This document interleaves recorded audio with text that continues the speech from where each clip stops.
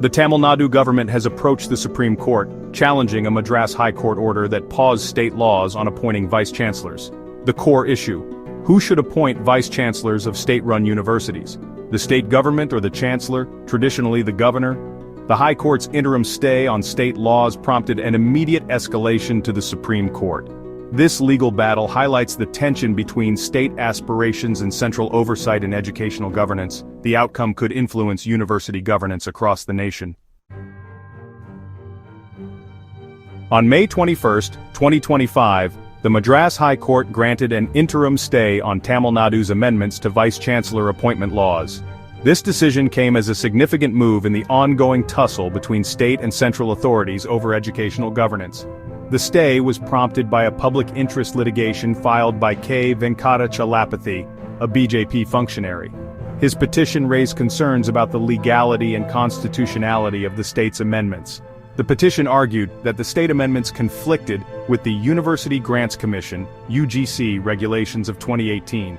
These regulations are designed to ensure a standardized process across the country. The High Court leaned on the doctrine of repugnancy, suggesting central laws should prevail over conflicting state laws. This doctrine is a key principle in maintaining the balance of power between state and central legislation.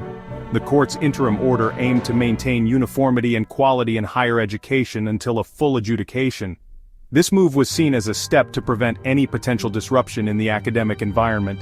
The stay signaled significant legal hurdles for altering established appointment norms. It highlighted the complexities involved in changing long-standing procedures. The state's amendments sought to bypass the UGC's established procedure, which involves a search-cum-selection committee and final approval by the chancellor.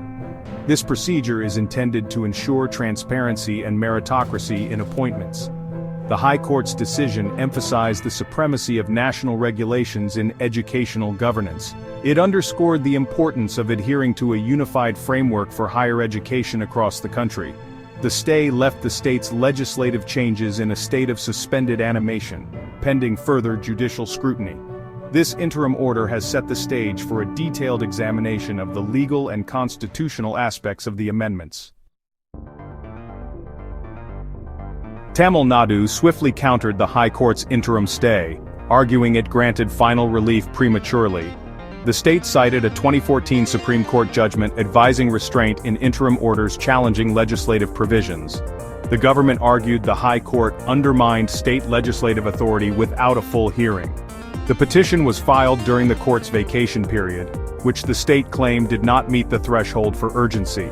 The state lamented insufficient opportunity to file a comprehensive counter-affidavit. The government accused the High Court of undue haste and procedural flaws. The legal tussle over vice-chancellor appointments is part of a larger friction between the Tamil Nadu government and the governor. This ongoing conflict has deep roots in the state's quest for greater autonomy, and the governor's perceived overreach in administrative matters. The DMK-led state government seeks greater autonomy, viewing the governor's role as an impediment. They argue that the governor's actions often undermine the elected government's authority and disrupt the state's administrative processes. Earlier in 2025, the Supreme Court urged both parties to resolve their disagreements over university governance. The court emphasized the importance of cooperation and dialogue in resolving such disputes. Despite this, the state proceeded with legislative changes to assert its authority. These changes were seen as a direct challenge to the governor's traditional powers and a move to decentralize control. The governor initially withheld assent to these bills, leading to a Supreme Court intervention. This move was criticized by state leaders as an overstep of constitutional boundaries. The Supreme Court facilitated deemed assent for the bills, bypassing the governor's obstruction. This decision was hailed as a victory for state rights and a significant moment in the ongoing power struggle. The ongoing conflict reflects political undertones and constitutional questions about state versus central authority. It highlights the delicate balance of power in India's federal structure and the evolving dynamics between state governments and the central authority.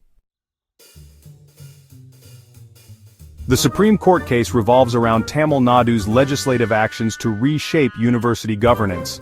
This legal battle has drawn significant attention due to its potential to alter the balance of power within the state's higher education system. The High Court stay impacted 9 enactments from 2020 and recent amendments from April 2025. These enactments were designed to bring about sweeping changes in how universities are managed and operated. The amendments aim to transfer Vice-Chancellor appointment power from the governor to the state government. This move was seen as a way to give the state more control over educational institutions. The laws also sought to empower the state in designating members for key university bodies. This would potentially allow the state to have a greater influence on university policies and decisions.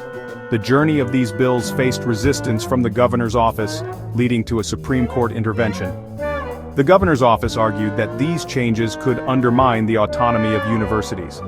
The amendments represent a significant shift from traditional university governance models, raising concerns about political interference and university autonomy.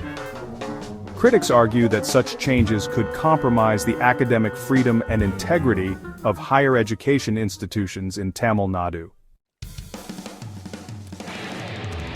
With Tamil Nadu's special leave petition filed, the Supreme Court now examines the complex legal and constitutional issues. The state challenges the High Court's interim stay and requests the Supreme Court to transfer the entire case. The Supreme Court will decide on the admissibility of the petition and potential interim relief. The case could set a precedent for resolving conflicts between state legislation and UGC regulations. The Supreme Court's decision will influence the balance of power in university governance. The laws empowering Tamil Nadu to appoint vice-chancellors remain in limbo, awaiting the Supreme Court's judgment.